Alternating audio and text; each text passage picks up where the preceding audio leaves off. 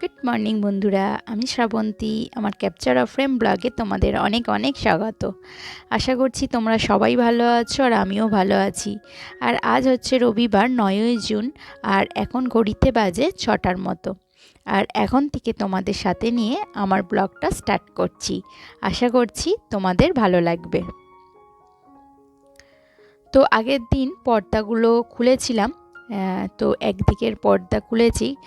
পুরোটা সবগুলোর একসঙ্গে খুলিনি, কারণ একসঙ্গে কাচাটা একটু চাপের হয়ে যাবে। তো এই দিকের পর্দাটাগুলো খুলেছি, তো সেইটা কাঁচা হয়ে গেছে। তো আগের দিন আর লাগানো হয়নি, আজকে সকালবেলাতেই একেবারে লাগিয়ে দিচ্ছি। আর সকালবেলা যেহেতু একেবারে নিরিবিলি, এই সময় কাজ করতে কিন্তু আমার ভীষণ ভালো লাগে। যদি ঠিকঠাক টাইমে ঘুম থেকে উঠে পড়তে পারি, তাহলে কিন্তু সমস্ত কাজগুলো খুব সুন্দরভাবে গুছিয়ে হয়ে যায়। তো এই দিকে দুটো পর্দা আমার লাগানো হয়ে গেছে, আর এরপর এই দিকের পর্দাগুলো খুলতে এলাম। তো পর্দাগুলো খুব বেশি যে ময়লা হয়েছে তা নয়, জাস্ট ধুলো পড়ছে। তো সেই জন্য একবার কেচে দিই, আর তাহলে পরিষ্কার থাকবে। কারণ সমস্ত কিছু পরিষ্কার আর পর্দাগুলো ধুলো ভর্তি, তো সেটা একেবারেই দেখতে ভালো লাগবে না। আর বেশ চোখেও পড়ছে, হয়তো দূর থেকে বোঝা যাচ্ছে না, কিন্তু আমি তো চোখে দেখতে পাচ্ছি, আমারই খারাপ লাগছে। তো সেই জন্য পর্দাগুলো খুলে নিলাম, ওইগুলো আবার আজ কেচে দেব। আর এরপরে বিছানাটাকে ভালো করে ঝাঁটা দিয়ে ঝেড়ে নিচ্ছি।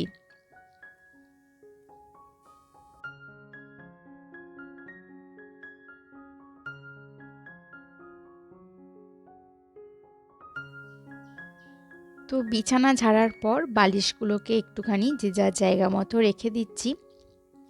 তো আজকে কিন্তু রান্নার খুব একটা চাপ নেই, কারণ হচ্ছে আজ আমার মেয়ের বান্ধবী ভূমি, তো ওর কাকার মেয়ের অন্নপ্রাশন। তো আমাদের নিমন্ত্রণ আছে। তো ওদের বাড়িটা আমাদের বাড়ি থেকে অনেকটাই দূরে, তো সেখানে যাওয়া হবে, তো সেখানেই খাওয়া দাওয়া করা হবে। তো সেই জন্য রান্নার খুব একটা চাপ নেই। তো ঘরটা পরিষ্কার পরিচ্ছন্ন করার পর, মানে ডাস্টিং কমপ্লিট করার পর, এবার এসেছি কিচেনটায়। কিচেনটা আগে ওভেনের দিকটা ভালো করে একটা ভিজে কাপড় করে মুছে নিলাম। আর এরপরে যে স্ল্যাবসটা আছে, ফিল্টারের মাথাটা, ওইগুলো ভালো করে পরিষ্কার করে নিচ্ছি। এইগুলো কিন্তু আমি রোজই করে থাকি।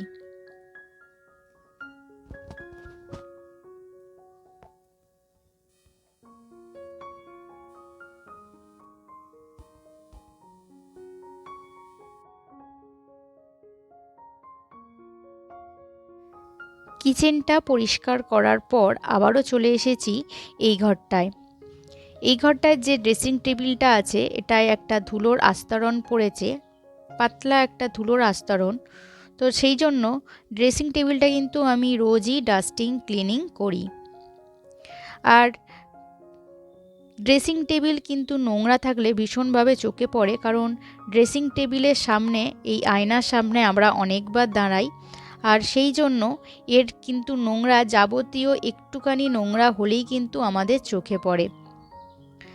কারণ আমরা সবাই কোনো না কোনো সময় আয়নার সামনে দাঁড়াচ্ছি, বা একটুখানি কোনো কিছু ক্লিনিং করছি, স্কিন ক্লিনিং করছি, তো সেখানেও আমরা ড্রেসিং টেবিলের সামনে দাঁড়াচ্ছি। তাই ড্রেসিং টেবিলটা নোংরা থাকলে কিন্তু ভীষণভাবে চোখে পড়ে।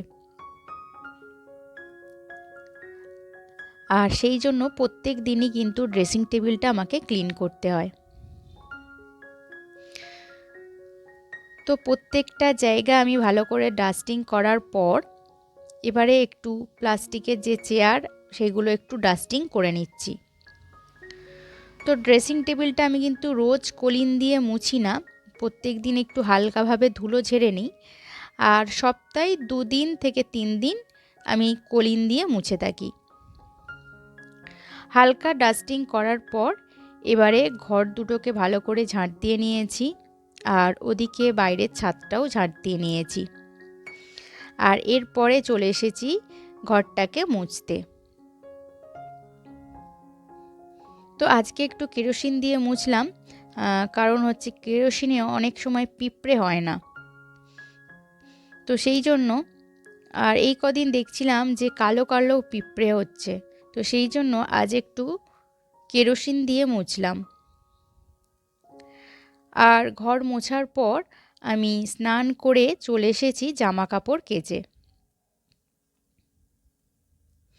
তো এই ছাদটার মধ্যে মেলে দেব যা জামা কাপড় কেচেছি। কিছু পাপোশও কেচেছি, তো সেইগুলোও মেলে দেব। আর ছাদের তো এখন রোদ পড়ে গেছে, দেখতে পাচ্ছ, আর সুন্দর একটা হাওয়াও হচ্ছে। তো যা যা কেচেছি সেগুলো এখন ছাদে ভালো করে শুকনো করতে দিয়ে দিই। আজকে খুব শান্তভাবে, মানে ভালোভাবে, কোনো চাপ নেই, সেইভাবে কাজ করা যাচ্ছে। তো অনেক দিন পর রবিবারটা এইভাবে কাটছে, কারণ রবিবার মানেই হচ্ছে কর্তামশাইয়ের বাড়ি থাকা, সেখানে একটা চাপ থাকে রান্নাবান্না। রবিবার মানে একটু আলাদা রান্নাবান্না, নর্মাল যে রান্নাবান্না হয় তার থেকে একটু অন্যরকম। আর প্রত্যেক রবিবারগুলোতে আমি কিন্তু চিরুনিগুলোও ভালো করে ক্লিন করে নিই, মানে সপ্তাহে একদিন করে করি, আর সেটা আমি রবিবারেই করে রাখি। তো সেই জন্য এই যে আমাদের ঠাকুর মন্দির আছে ওইখানটা দিয়ে দিলাম, রোদে শুকনো হয়ে যাবে। তো এরপরে আমি পুজোটা সেরে নিয়েছি, আজ তোমাদের সঙ্গে পুজোটা শেয়ার করলাম না। আর একটু র চা আর বিস্কিট নিয়ে নিলাম। তো কর্তামশাই ঘুম থেকে উঠে পড়েছে, তো এখন দুজনে একটুখানি চা খেয়ে নেব, আর কিছু একটা তরকারি বানিয়ে নেব টিফিনের জন্য। আর এই পদকটা আনা হয়েছে,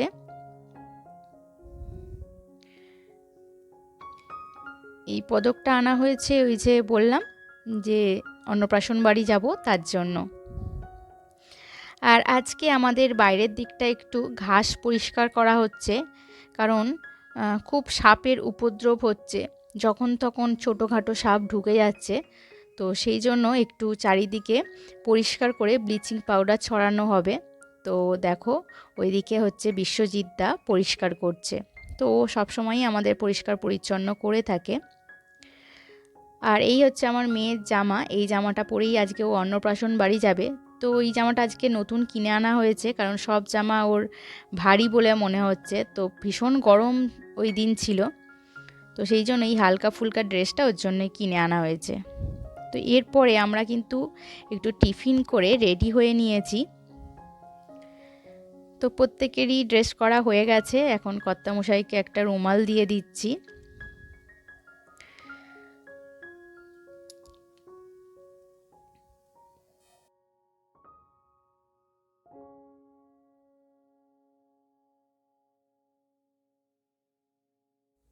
তো লিপস্টিক পরতে গিয়ে আমার মেয়ে লিপস্টিকের ঢাকনাটা ভেঙে ফেলেছে, তো সেই জন্য এরকম প্লাস্টিকের মধ্যে মুড়ে রাখছে।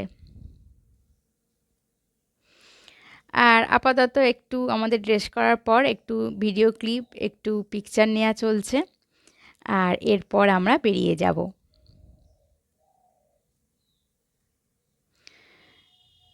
তো মোটামুটি আমরা তিনজন রেডি হয়ে গেছি, আর ওদিকে কিন্তু বিশ্বজিৎদার কাজও কমপ্লিট হয়ে গেছে।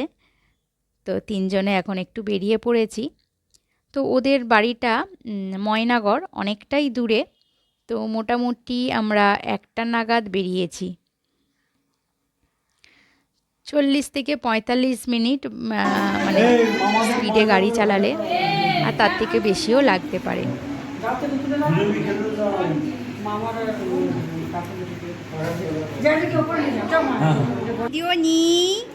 একটুখানি হ্যাঁ, ভাতু খেয়েছো? ওর ভাতু তো আগে খাওয়া হয়ে গেছে, তাই তো? ও চা বিস্কুট হয়ে গেছে। ও বড় অবস্থাতে চা বিস্কুট না খেলে ওই মা ওই বাবা বলো, ও বাবা ও বাবা ও বাবা ও বাবা, গরমে ব্যস্ত হচ্ছে গো। এখন বেজে এমনি 80 তো এমনি খেয়েছে তো, এখন ভাত খাই না, একটু খাওয়া দাওয়া করেছে তো।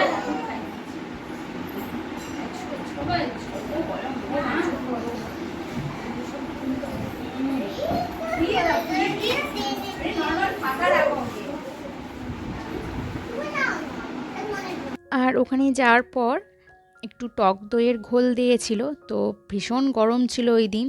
তো খেয়ে নিলাম ঘোলটা। আর যার অন্নপ্রাশন হচ্ছে তাকে তো দেখলে।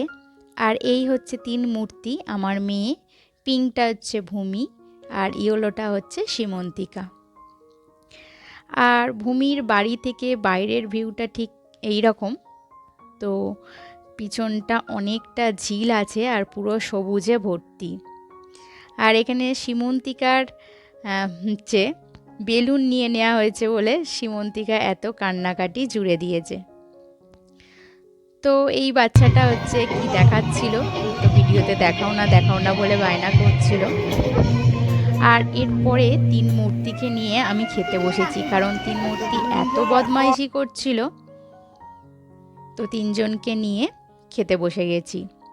রান্না খুব সিম্পল ছিল, এমনি সরু চালের ভাত, আর ছিল সরু করে আলু ভাজা মানে আলুর চিপস, আর ছিল দই কাতলা, চিকেন কষা, আর ছিল চাটনি, 2 রকমের মিষ্টি মানে সন্দেশ, রসগোল্লা, পায়েস আর পাঁপড়, এই ছিল।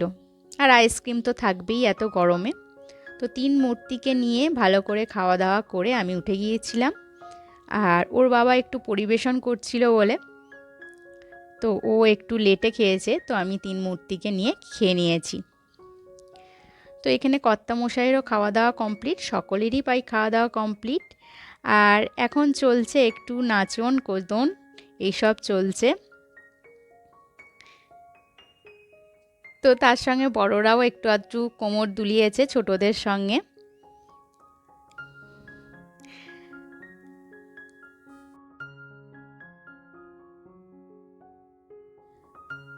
তো এদের তো ছোটাছুটির শেষ নেই, একবার এদিক থেকে ওদিক, একবার ওদিক থেকে সেদিক, তো কতবার যে পড়ছে।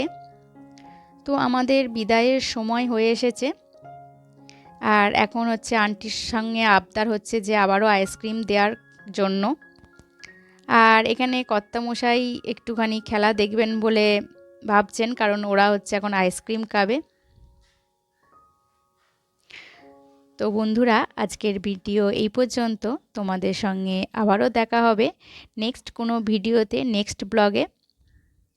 তো আমার ভিডিও যদি তোমাদের ভালো লেগে থাকে তাহলে অবশ্যই একটা লাইক কমেন্ট করে দিও। চ্যানেলে যদি নতুন বন্ধু হয়ে থাকো তাহলে অবশ্যই একটা সাবস্ক্রাইব করে দিও।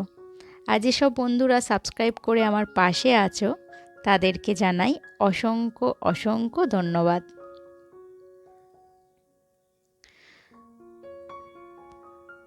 তো এখন এরা আইসক্রিম খাচ্ছে। তো ভূমির মা, আমি আর কর্তামশাই 3 জনে একটুখানি আড্ডা মেরে নিচ্ছি।